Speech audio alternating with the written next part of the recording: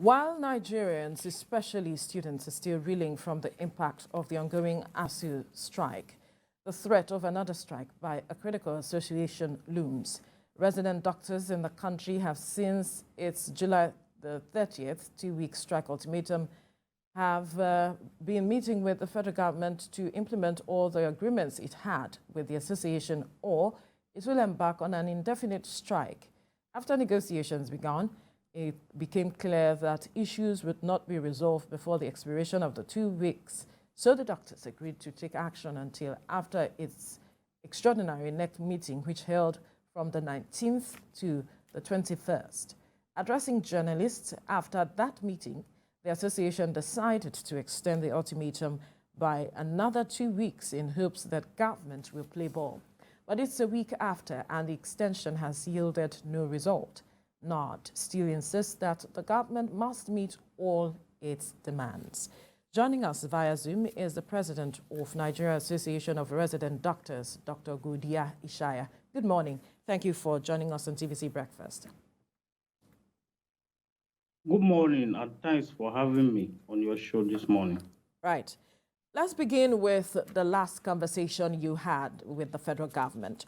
What was the scope of the discussion, and what were the demands, and what agreement was reached? What was government offering the resident doctors at the time? Well, thank you very much. Since we issued our ultimatum on the 30th, we have not actually waited for a usual formal meeting where the Ministry of Labor usually convoke with the parent ministry to discuss the issues in contention. But we've taken the step of going to the various MDS and the Ministry of Labor to interact and find a way of solving the issues so that it wouldn't snowball to a full-blown strike. And so far, I would like to commend the effort of the Honorable Minister of Labor, Senator Chris Ngige, and that of the State for Health, and also the head of service of the Federation for their patriotism and proactive nature in trying to see that all those issues that were raised have been resolved. What were the issues? As at the end of our July NEC, which took place from 25th to 30th of July, we had issues that we raised with the government.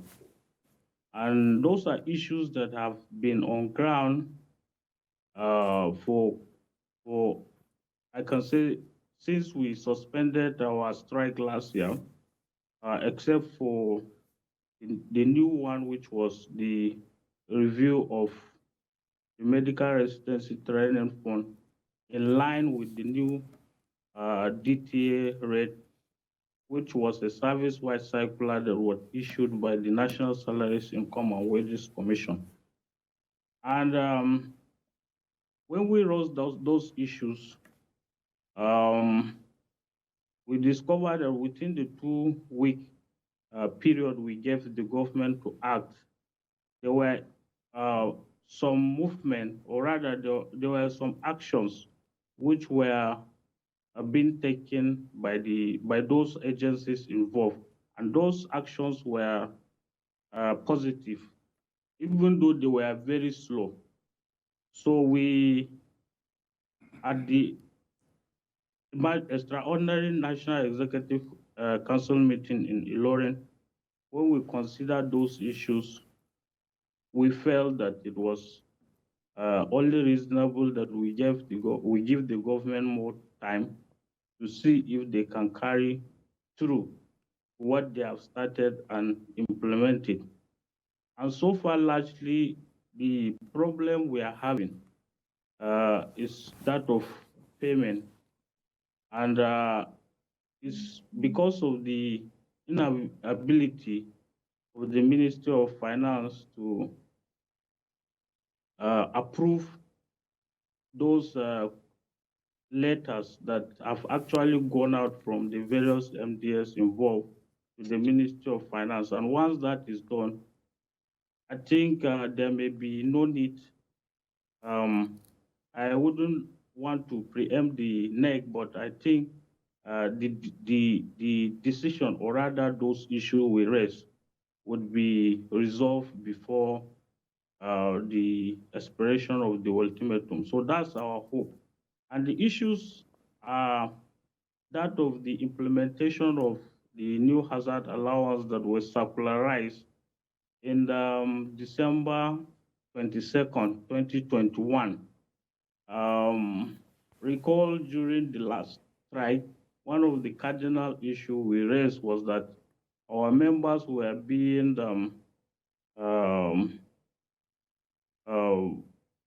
they were suffering of contagious infection in our various hospitals, and at that time the OHITA the hazard allowance still remained 5,000, but the government constituted a negotiating team, which we negotiated for a protracted period of time, and eventually the government unilaterally apportioned certain amount to the various cadres of health workers.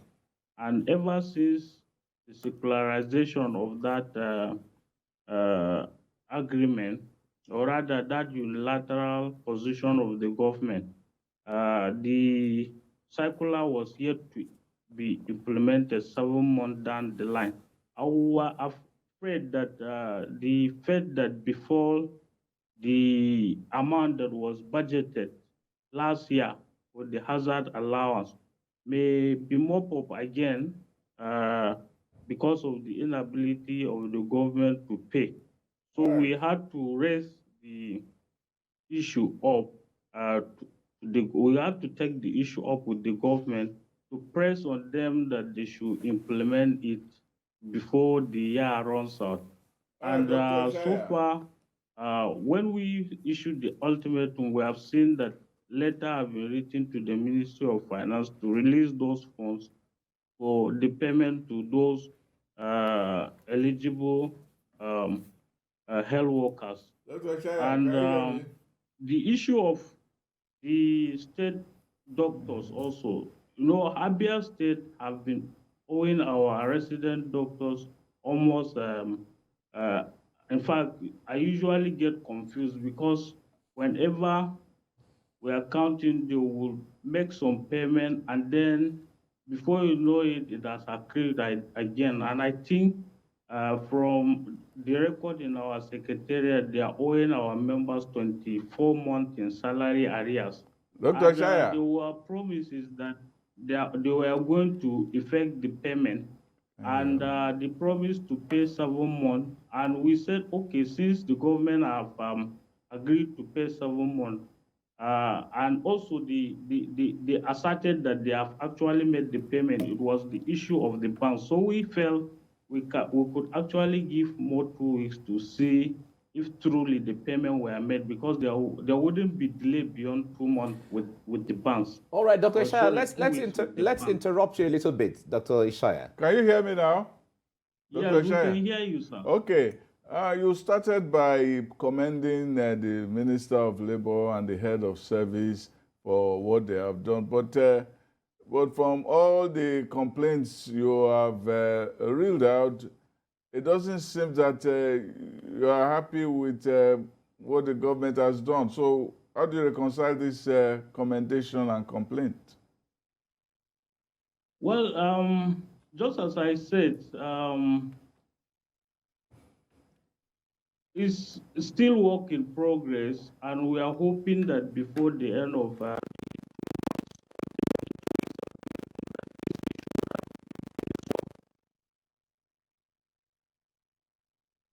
because I've seen the visible effort they have put in trying to resolve the issue.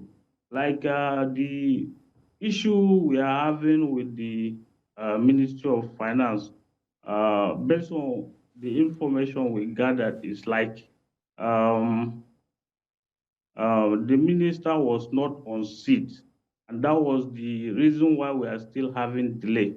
But we are hopeful that as soon as she become available, those issues will be attended to with the speed that is required. And we hope that by today or tomorrow, we'll see positive movement toward the right direction. So I've seen the visible effort that they have put in. And just as I said earlier, that we actually did not um, issue our ultimatum because we definitely we are poised to go on strike. Rather, we issued the ultimatum to call the attention of the government to those facts and see if they can act on. And since there have been positive action, and I've seen the effort of those officers I mentioned, rather those people I mentioned, we felt that some progress is being made and would continuous push before the expiration of these 2 weeks, we'll have all the issues sorted out. All right. All right. Well, Dr. Godia, it's good to still have you join us. Now, the point there is, WHO had recommended a ratio of 1 to 600 people. From statistics right now, it looks like in Nigeria we have about one doctor to about 5,000 patients. In between 2016 and 2018, about 9,000 doctors left the country to UK, to Canada, to United States, and few other countries. How is this mass emigration or exodus impacting on what you do? Because, of course, a sick Nigerian still remains a sick Nigerian. How is that impacting on your daily activity? Well, the mass immigration of our members or exit of our members to greener pastures have actually impacted negatively on our members, because whenever those our members leave, they create a vacuum which need to be filled by those that are still within the system. We have a very poor system of recruitment of exited members. It takes nothing less than, say, 6 to 9 months to replace at least one exited member.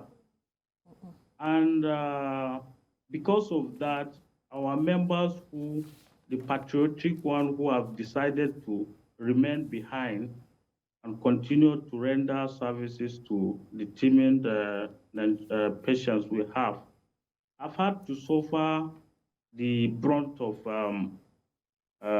the vacuum being created by our exited colleagues. And that has not been without the attendant burnout syndromes that a lot of our members have had to endure. Most of them have had to suffer depression, suffer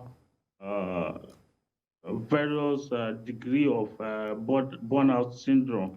And of course, is the reason why the Association of Resident Doctors, Federal Medical Center, OWO, had to embark on the strike because a lot of, or most of their members were breaking down because of shortages of manpower occasioned by the exit of our members. And of course, that's the reason why we felt all those factors that are pushing our colleagues out of this country have to be looked into. And the issue of the acute manpower shortages was one of the cardinal things that we actually placed before the government when we issued the 2 weeks warning strike initially and extended it by another 2 weeks. And the office of the head of service is trying to look into it. The Minister of Labor, in conjunction with the Ministry of Health, they have agreed to set up a committee which will be looking at the manpower, will be assessing the manpower need of the various hospitals without the chief executive having to go through the existing bureaucratic bottleneck that is involved in replacing one exited colleague. So we are hopeful that with the committee which is being touted or is being put in place, that will actually reduce all these negative effects we are having while we continue to work assiduously to see that the salary scale, because the major factor that actually push our members out of the country or made them to exit the program and go to for greener pasture is the economic and maybe security factor, but majorly the economic factor. And when we issued the ultimatum, we actually put it before the government, or we placed it on the table that the salary scale which the health workers are being paid with is over 11 years, have not been reviewed. And we requested the government to look into it for us to have our members have second thought whenever they want to leave the shore of this country. And the Federal Ministry of Labor and Employment have actually commenced the process of constituting the committee to commence the negotiation and on the salary structures of all health workers. So we felt it's another positive step that will, in the long term, reduce the rate of brain drain that we are seeing. That is when we are looking at it from the economic perspective. Okay. The other issues which have to do with the security, the government will have to look at it subsequently. But we felt those ones that we can be able to fight immediately the review of those salary structures, and is receiving the necessary attention that we have wanted it to get. All right. I don't know if you can hear me. There's this issue of the funds for the medical residency training. I wonder how much progress have been made with that. Yes, arising after the July NEC, following our ultimatum, we followed up with the National Salaries, Income and Wages Commission, and they were able to circularize or to issue a circular on the 4th of August. To that effect, the medical residency training fund allowance have been reviewed upward, even though we observe some few issues which are matters arising from the circular that was issued. And that also is receiving the necessary attention. So we are hopeful that at the or before the end of the 2 weeks that we have extended, all those issues will be attended to and would not have to go on strike. Rather, we'll come back and also appreciate, or rather laud the effort of those officers or those government officials involved in trying to address these issues that we feel it will actually, at the long run, stem the tide of the brain drain that we are having in our country. Perhaps you could give us specific about these issues.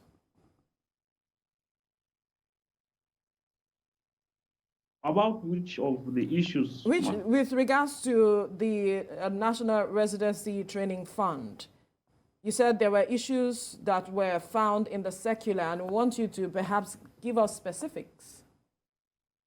Well, we have contentious issues like the circular that was circularized actually only captured examination fees for the national postgraduate, while that of the West African postgraduate medical colleges were not captured.